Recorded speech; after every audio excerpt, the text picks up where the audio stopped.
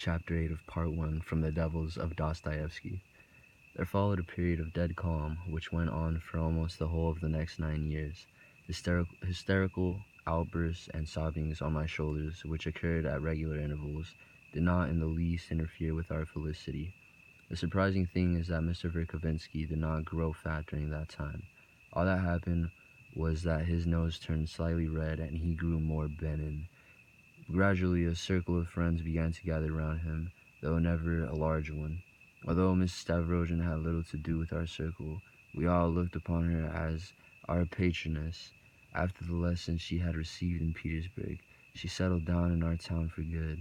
The winters she spent in her town residence and the summers in her country mansion in the neighborhood. She had never before enjoyed so much influence and authority as during the last 7 years in our provincial society. That is to say, up to the very time of the appointment of our present governor, our former governor, the never-to-be-forgotten, good-natured Ivan Osipovich, was a near relation of hers upon whom she had at one time conferred great favors. His wife trembled at the very thought of displeasing Mrs. Stavrogin, while the adulation of our provincial society almost bordered on idolatry. So Mr. Verkovensky, too, was in clover. He was a member of the club, lost grandly at cards, and was treated with respect, though many people regarded him merely as a scholar. Later on, when Mrs. Stavrogin permitted him to live in a separate house, we enjoyed greater freedom than ever. We met at his place twice a week. We were a very convivial gathering, especially when he was liberal with the champagne. The wine came from the shop of the same Andreev.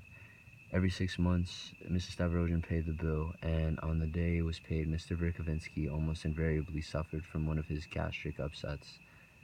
The oldest member of our circle was Laputin, a middle-aged provincial official, a great liberal who was reputed in the town to be an atheist. He had married for the second time a young and pretty girl, for whom he got a dowry, and he had besides 3 grown-up daughters. He kept his family in the fear of God and behind locked doors. He was extremely stingy and had saved up enough from his salary to buy himself a house and put away a tidy sum too. He was a restless sort of person who had not risen very high in the service. He was not greatly respected in our town and was not received in the better circles.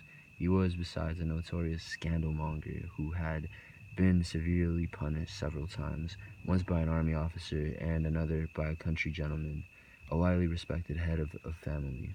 But we liked his keen intelligence, his inquiring mind, and his peculiar malicious cheerfulness. Mrs. Stavrogin did not really like him, but somehow he always knew how to ingratiate himself with her. Nor was she fond of Shatov, who only became a member of our circle during the last year. Shatov used to be a student, but he was sent down from the university after some disturbance. As a boy, he was a pupil of Mr. Verkovensky's and was born a serf of Mrs. Stavrogin's, the son of her late personal valet, Pavel Fedorov, and he had greatly benefited from her kindness. She disliked him for his pride and ingratitude, and she could never forgive him for not coming to her immediately after his expulsion from the university. On the contrary, he did not even reply to the urgent letter she had sent him at the time. Preferring the humble position of a tutor of the children of some enlightened merchant, he went abroad with the merchant's family, more in the capacity of a nurse than a tutor, but he was very anxious to go abroad at the time. The children also had a governess, a sprightly Russian miss, who had also been engaged shortly before the family's departure abroad and who was given the job chiefly because she accepted a very small salary. 2 months later, the merchant turned her out for free thinking. Shatov went after her, and they soon got married in Geneva. They lived together about 3 weeks, and then parted as free people who recognize no obligations towards one another do, but of course also because of their poverty. He wandered about Europe alone for a long time after that, eking out a precarious existence as a bootblack in the streets and a stevedore in some port. At last, about a year ago, he returned to his native town and went to live with an old aunt of his, whom he buried a month later. His sister Dasha, who had also been brought up by Mrs. Stavrogin and who was a favorite of hers, whom she treated as an equal, he saw very rarely and had little to do with her. In our company, he was always sullen and uncommunicative, but now and again, when his convictions were attacked, he became morbidly irritable and very unrestrained in his language. Shatov must be tied up before you can argue with him. Mr. Verkovensky sometimes joked, but he liked them. Abroad, Shatov had radically changed some of his former socialistic convictions and gone right over to the other extreme. He was one of those idealistic Russians who struck by some compelling idea, immediately become entirely obsessed by it forever. They are quite incapable of mastering it, but believe in it passionately, and so their whole life passes afterwards, as it were, in the last agonies under the weight of a heavy stone which has fallen upon them and half crushed them. In appearance, Shatov entirely conformed to his convictions. He was clumsy, fair-headed, disheveled, short, broad-shouldered, thick-lipped, and thick, with thick, beetling white eyebrows, a wrinkled brow, and a pair of unfriendly, obstinately lowered eyes, which seemed to be always ashamed of something. There was always a shock of hair on his head, which refused to be smooth and stood upright. He was 27 or 28 years old. I'm not surprised that his wife ran away from him. Mr. Stavrogin once said apropos of Shatov, after looking hard at him, he did his best to dress neatly, notwithstanding his abject poverty. Again, he did not turn to Mrs. Stavrogin for help, but carried on as best he could. He did all sorts of jobs for shopkeepers too. At one time, he got a job as a shop assistant. At another, he nearly went off on a river steamer with some goods as an assistant to a commercial traveler, but fell ill before he was due to sail. It is hard to imagine the kind of poverty he endured without even thinking about it. After his illness, Mrs. Stavrogin sent him 100 rubles anonymously and in secret. But he found out the secret, thought it over, accepted the money, and went to Mrs. Stavrogin to thank her.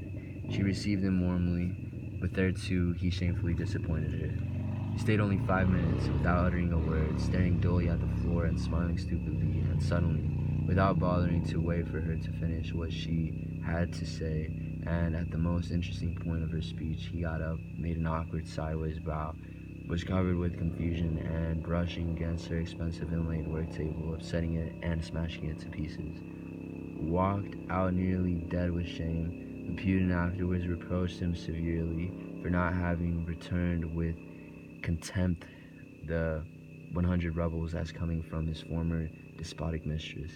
He had not only accepted them, but had dragged himself off to thank her. He lived by himself on the outskirts of the town, and he did not like even one of us to go and see him. He used to come regularly to Mr. Verkovensky's parties and borrow newspapers and books from him. There was another young man, a certain Virginsky, one of our local officials, who used to frequent Mr. Verkovensky's parties. He bore some resemblance to Shatov, though he also though he was also apparently his complete opposite in every respect. But he too was a family man. He was a pathetic and exceedingly quiet young man, and as a matter of fact, in his early 30s, well educated but chiefly self-taught. He was poor, married, had a job in the civil service, and supported an aunt and sister-in-law. His wife, and indeed all the ladies of his family, held the most advanced views, but with them it all assumed a rather crude form. It was a case of an idea dragged out into the street, as Mr. Verkovensky had expressed it in a different connection. They got everything out of books, and at the very first rumor from some of our progressive little groups in Petersburg or Moscow, they were ready to throw everything overboard if they were told to do so. Mrs. Virginsky was a professional midwife in our town. As a girl, she had lived a long time in Petersburg. Virginsky himself was a man of quite remarkable purity of heart, and indeed, I rarely met a man of such honesty and passionate convictions. Never, never will I abandon these bright hopes, he used to say to me with shining eyes. Of those bright hopes, he always spoke quietly, with deep feeling in half a whisper, as though in secret. He He was rather tall but extremely thin, and with narrow shoulders and extraordinary lank hair of a reddish tint, and Mr. Verkovinsky's superior gibes at some of his opinions he accepted meekly, but sometimes he answered him very seriously, and often nonplussed him. Mr. Verkovinsky treated him kindly, and indeed he treated us like a father. "You're all half-baked," he used to remark jestingly to Virginsky. "All who are like you, though I must say, Virginsky, that I never noticed in you that narrow-mindedness I found in Petersburg. Ches says seminaristas, but you're half-baked all the same. Shatov would have dearly loved to be fully baked, and I'm afraid he too is only half-baked." "And what about me?" Laputin asked. "You're simply the golden mean, which will get on everywhere, in your own way." Laputin was offended. It was said about Virginsky, and unhappily it was quite true, that his wife, having lived with him not even 1 year in lawful wedlock, suddenly informed him that he was cast off and that she preferred Lebyadkin. And that Lebyadkin, who was a stranger in our town, turned out afterwards to be a highly suspicious character and not at all an army captain, as he himself claimed to be. He could only twirl his mustache, drink, and talk the most absurd nonsense that can be imagined. This man at once moved into his house in a most indecorous manner, glad to live at another man's expense, ate and slept there, and finally came to treat the master of the house with the utmost condescension. I am told that when his wife gave him his notice of dismissal, Virginsky said to her, "My friend, till now I only loved you, but now I respect you." But I doubt if this ancient Roman saying was ever actually uttered. On the contrary, it is said that he burst into loud sobs. One day, about a fortnight after his dismissal, all of them, the entire family, went for a picnic in the woods outside of our town to have tea with friends. Virginsky seems to have been in an excited and gay mood and took part in the dances, but suddenly and without any preliminary quarrel he seized the giant Lebyadkin, who was performing a solo can-can by the hair, pulled him down, and began dragging him on the ground with shrieks, screams, and tears. The giant was so frightened that he did not even attempt to defend himself, and he hardly uttered a word while he was being dragged along. But afterwards he resented it with all the ardor of a man of honor.